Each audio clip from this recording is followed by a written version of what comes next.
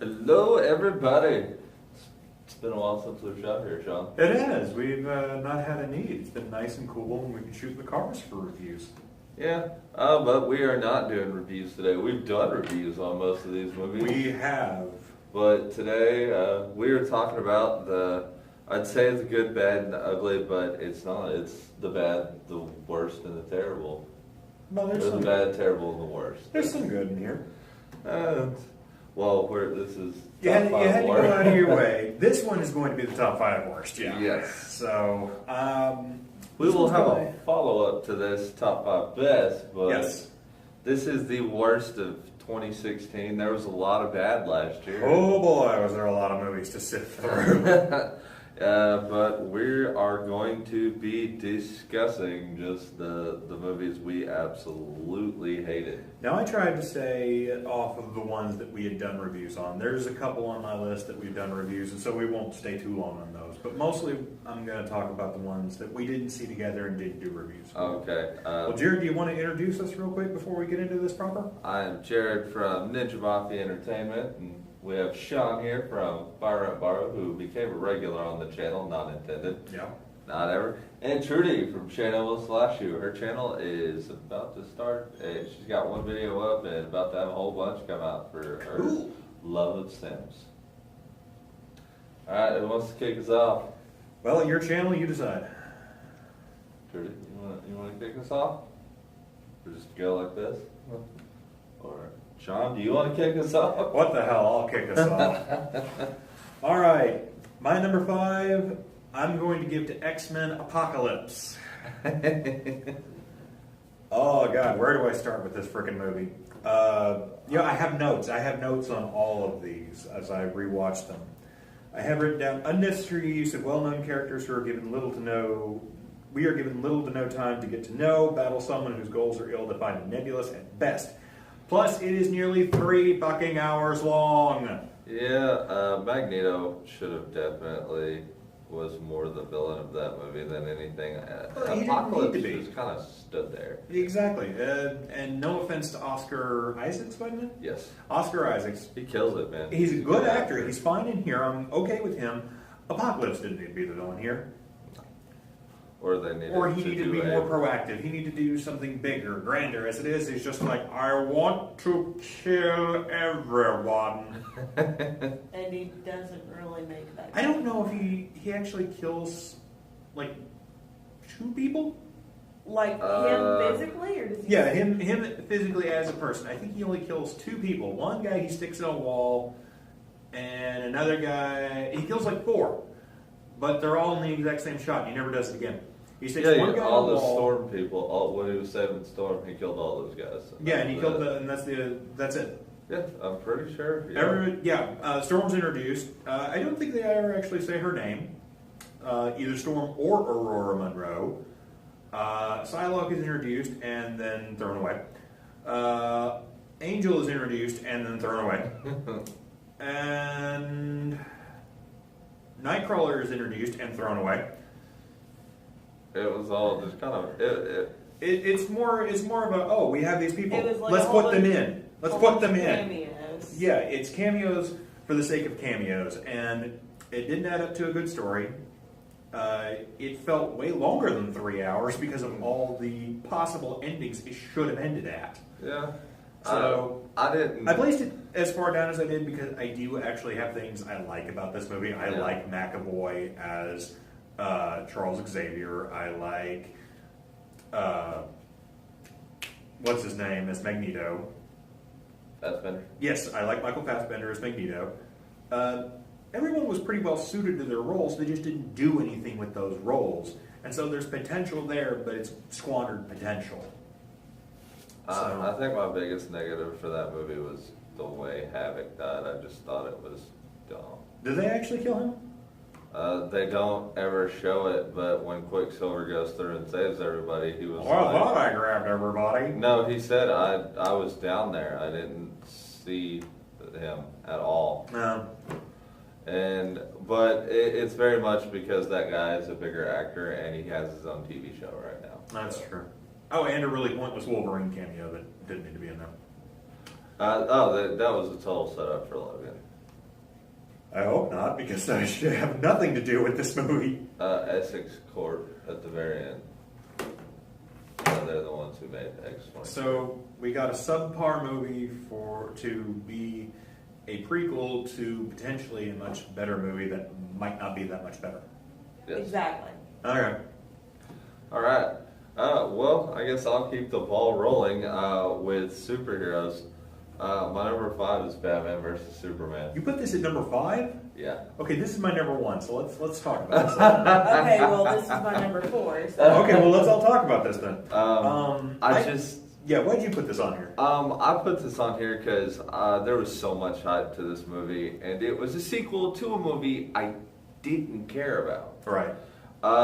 Just the acting's all subpar. The takes it's way too long of a movie, and the extended version is even fucking longer. Yeah. There's a bunch of pointless cameos that they just threw in there to shove down our throat. For whatever reason, the death of Jimmy Olsen. Yeah, who maybe wasn't Jimmy Olsen. It didn't. It's really, very, very unclear. There was. There was just the random footage of all the superheroes, which they did later in Suicide Squad, which also no point to, but just to kind of throw these, and that random freaking Flash cameo where he's through a portal and it's like you're not sure if it's a dream. No, it's okay. It's a dream because Bruce wakes up. Except Bruce can't know about him doing that because he hasn't actually met him yet. Exactly. It just the dream makes the no fact sense. that they tried to go from Darkest Night to Death of Superman. Yeah, that was a big thing in mind, that they had like 3 or 4 books all shoved together, and they just kind of started chiseling away at what they didn't want and felt wouldn't enhance the story. They just put parts of different movies in Right. different areas where they didn't belong. Yes. The only thing that it bothered a lot of people that I didn't necessarily mind was Wonder Woman in this. She's in there way too little. She should have been in there way more. Yeah. Yes. Well, she's in there as Princess Diana. Is she Princess Diana or is she just Diana Lane? she's in there as. She's just in there as Diana Lance. She's in there as Diana Lance. Is it Lance? Yes. Okay, Diana Lance. I thought that was somebody else. She's in there as Diana Lance way more than she is as Wonder Woman, and the time she's used as Wonder Woman is used about as effectively as the time they used for Batman and Superman versusing each other. Yeah, and Yeah, that was a very small amount. And then I didn't mind Affleck as Batman. No, Like, he is the one shining thing out of that entire movie. I Everybody hated- else pretty well sucked the ball out of everything. I hated Lex Luthor. I was just about to say that one thing that no one likes, everyone agrees universally across the board, was the worst decision ever. Jesse fucking Eisenberg. as Lex Luthor. Made I know how they got to him. They were like, well, they were sitting around in the room and everybody wanted Bryan Cranston to be Lex Luthor, and they're like, well, everybody really wants Heisenberg, and they're like, oh, everybody really wants Eisenberg, okay, and they got. And So that's I'd like to create a bit of a reimagining. You two have this conversation. I'll be the studio head. You two talk. Well, you see, everybody kind of likes Bryan Cranston, you know. Maybe we should get Heisenberg. No, Eisenberg? Yeah. Yeah, we'll get to Eisenberg. Yeah, I got a 2 o'clock. I gotta run. You kids have a good one. What? Sir, I'm pretty sure he said- I'm gone. I'm gone. He is DC. Also, the bigger thing about this movie is we saw this movie done much better later on in the form of Captain America: Civil War. Yes. That's pretty much, that's my gripes with it. I have much worse movies at the top, so. I put it as my number 1 because I felt that it was so hyped and so talked about that it was almost impossible to escape hearing about this movie for a the time. build-up just was. And that's why I think it is just so unforgivable, the way everything just implodes in upon itself and just becomes this huge vortex of suck. Dude, the extended version does no justice to it either. Well, that's why I never bothered. It's 3 hours of When suck did you- instead of 2.5. When did you ever see the extended version? Uh, Why did you see the extended version? That's a better question, actually. It was available for download. I downloaded it and it was not good. No. So why did you watch it knowing that you hated that part? I fell Sometimes- asleep and woke up. It took me about 7 times to actually get through the extended version. So there are some times where an extended version will add more to it and will answer some things from deleted scenes. Suicide Squad. But as I've heard, Yeah. I have yet to check that Yeah. out. But yeah, apparently it does not. Trudy? Number 5. Okay, my fifth one was The Fifth Wave. Oh my god, that movie was Fifth Wave. awful. Is this the one that's like the another end of the world catastrophe type deal? It's like 5 I- steps to like these aliens coming down in the world, and they're sending different plagues to the earth It's to got kill everybody off. Hit Girl in it. It was not good at all. It's a lot of her like running around and doing random stuff. She has a teddy bear. She doesn't have a teddy bear. Essentially trying to find her little brother who got on the bus whenever they like stormed this encampment of all these people who survived. Okay. And she gets off the bus and she's like, I can't leave my teddy bear. I can't sleep. She runs off, gets the teddy bear. Watch They all the leave. parents get killed. They leave without her. She tries to go find her dad, who they brought all the parents into this room And to they tell kill them what was really going on, and they kill everybody. It's aliens. It's like Invasion of the Body Snatchers because aliens are taking over. But and anyway, the secret actual 5th wave is they're tricking kids into killing each other, and it's aliens trying to wipe out humanity. Like they knock out all the power. Seems like a very convoluted way of wiping out humanity. Either way. The only people who they sent a virus and a storm and all this, and it's like the last bit of them. They're Invasion of the Body Snatchers, the kids. She's trying to explain. My bad. She's trying to explain. either way, Mr. Brown,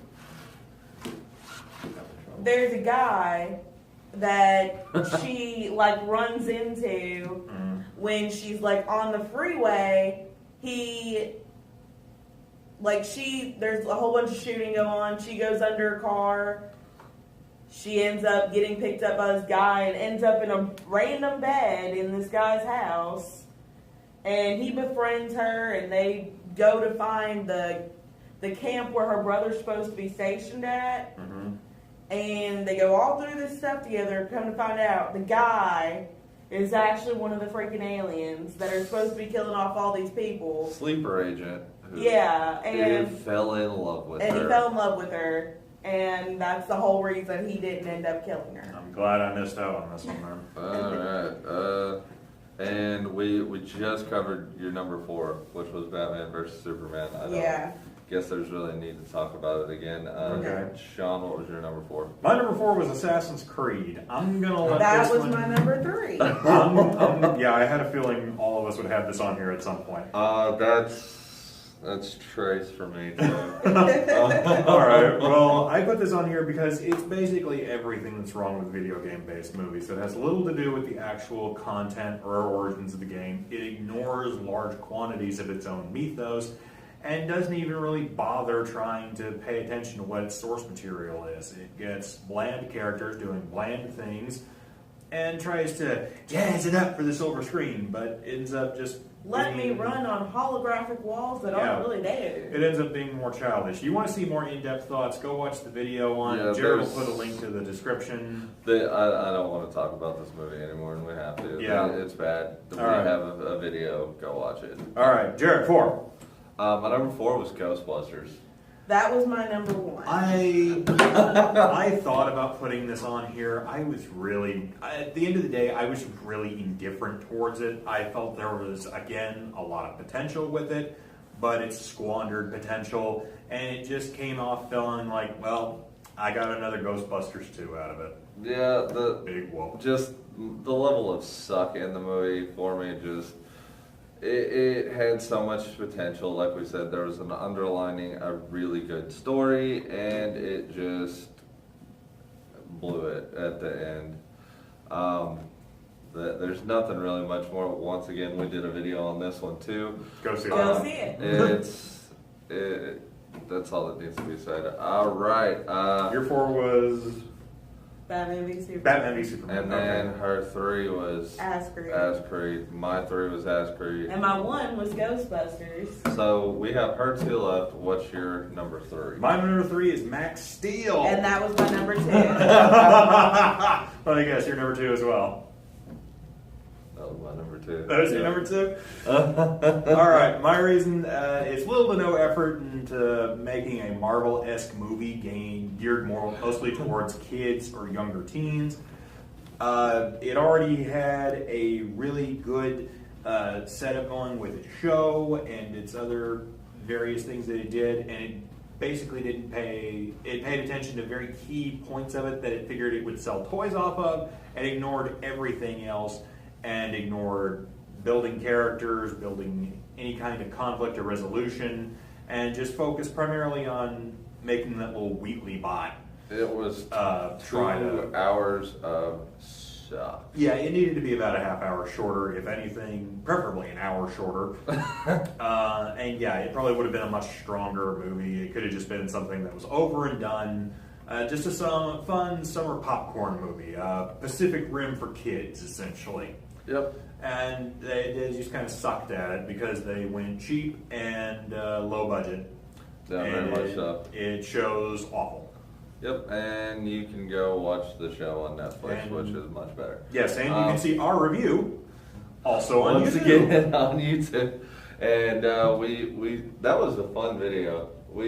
That's one of our highest viewed videos. It is. We've got to figure out what we're doing in those. There's a common denominator that I've learned. We're always in the car, and I'm always wearing the same beanie. It's our good luck charm. All right, Trudy, from now on, you are in this car and you are wearing that beanie. I don't care if it's 115 goddamn degrees outside. You're wearing that beanie! Okay, so I'm so sorry that we pretty much covered Trudy's list. We just got my honorable mention is still there. Yeah, we got my honorable mentions. My 3 and 2 are out of the way. What's your number 2? And if it's my number 1, I'm going to kill you. Is it? You moved your mouth way too much, so I'm saying no. I'm going to say Batman the Killing Joke and hope you don't kill me. No, that's... Okay, cool. Yeah, my number 2 comes down to Batman the Killing Joke. It bogs itself way too down in the importance of its own role as a legacy comic. It focuses too little on the actual meaning behind why the Joker's doing this and what his relationship is to the Batman, and focuses mainly instead on this stupid sex story. Borderline incestuous relationship between Bruce and Barbara Gordon that really diminishes the character. And what's worse, Alan Moore has, since he wrote this original story, come out and said he hates it based on the fact that it led comics down a darker path and has hurt so much more to actually making a quality book because everybody thinks we need to be darker and edgier. The only real thing that shined out in this movie was the original voice cast coming back. It was nice to see, well, most of them. The guy who did Gordon wasn't in there, that was pretty obvious. Well, yeah, but we got Mark Hamill. Mark Hamill was back, and Bruce Timm was back as Joker and Batman, respectively. And Tara Strong was back as Batgirl. Tara Strong was back as Batgirl. So, yeah. Those are always good things to have in your Batman animated show. Honorable mention? Let me see yours because I don't want it to be my number 1. I'm trying to... I guarantee you it's not. So, okay, what's your honorable mention? My honorable mention is Suicide Squad. Okay. This is because this was a movie I was very indifferent to. And this is how a lot of people were. It was either people loved it, people hated it, or people just didn't care. Right. My problem. That's usually how people are about movies. Yeah. My biggest problem with it is the one in the theater wasn't that great. The extended edition later release went back and added so much more to the characters and went in depth and made you understand why the characters are the way they are, even though we mostly know about the biggest part of the characters, but it's just extra stuff added in there that actually makes the movies better. It was kind of just a stupid, bland stuff in it too, which is, it's very obvious this was just DC's like catch up, like, we gotta real quick catch up to Marvel so we can make Justice League and then do it like a Suicide Squad versus Justice League. Weirdly enough, it felt like they tried to combine Deadpool and Guardians of the Galaxy into one movie, and I think that was the reason it really flopped. It was because both of those, while sharing similar traits, butt heads so radically about how they work as a film. Yeah. So. Alright, Trudy, honorable mention? My honorable mention, which it was terrible, but it just wasn't on the list, was The Last Shift. Oh, Jesus Christ. I forgot about that movie. The Last Shift is a movie, basically, that just probably went straight to Netflix because it was this terrible. And it pretty much was about this woman who is a new cop, and she gets stationed in this empty, abandoned police station for the night to watch over it. And as she's watching over it, a whole bunch of like super creepy like stuff just starts happening, and of course she's over the top scared about it. Wait, so it's a haunted house movie set in a police station? Yeah. Pretty and much. like a jail. Like That sounds stupid. It was stupid. Really dumb. It was one of those nights where me and everybody were just trying to have a movie night. Right. With just Netflix, and this movie came up. I was in and out the whole night on that one. Like, I came in about halfway and I was like, what the fuck are you watching? So it's a Netflix roulette then? Yeah, and you just load that chamber and spin the Somebody barrel. told her it wasn't that bad. I think it was our roommate at the time, and it was that bad. It was worse than what he let on. This movie sucked balls. Like, I will completely agree. And you guys have a high tolerance for crappy movies, so if you guys are saying it's this awful, It was. Dude, it's the a worst 1 thing. star on Netflix. It is. that's pretty bad. There No, are and a a lot half of movies. star. It was a half star. It was a half star. I have literally never seen a half star rating. So It was terrible. It was a half star It rating. was pretty bad. My honorable mention goes to Star Trek Beyond. I saw that. It's not. I put it on here as my honorable mention, similar for reasons you have for Suicide Squad. It's not an awful movie, but it's not a Star Trek movie. Let's see if I can. It's Fast and the Furious. It's Star Trek in name only. It's a huge action piece dressed up to look like Star Trek. It feels like a Fast and the Furious movie. You know what? Made by us. Put in a Star Trek universe. You know what? Yeah, because the guy who directed Fast and the Furious directed Star Trek. Exactly. And yeah, I'm not going to get too into this. I've done a review on my channel. I'll provide you with a link.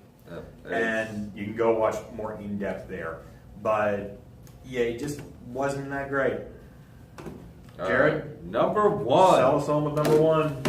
Independence Day Resurgence. I hate this movie. Did I know? I hate this movie. I hate this movie. I hate this movie. There's a freaking review about it. I don't want to talk about this movie anymore because I hate it. It's stupid. It's pointless. There's two good, shining actors in this movie that like made it bearable, but it wasn't even because they purposely did it. It was just like a joke they completely freestyled in there, and you could tell this movie was dumb. The plot was stupid. They sequel baited it. It won't ever get to sequel. Will Smith's character died in a fucking stupid way. Fuck this movie. Review, it was our first review of the year. My opinion has not changed. Fuck this movie. You should have seen it in theaters. He was sitting there seething. The sociopath in me was just so happy. I was just like, oh, drink in the anger and the hate. This is the first movie Sean has seen me just hate with every fiber of my being. It was fun. Go watch that review. It's still a lot of fun. Okay. Sean?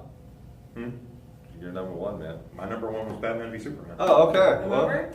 Yep. Hey, we're done. And that's it. We told you this was going to be a short one. Well, like I predicted, a lot of our movies were combined on the list. That's why we combined our reviews of them here. And Yep. We'll put the links to the descriptions on the movies we did review. And come back and check it out because next time we'll be doing top 5 best. yes. All right, guys. Until next time, see you later.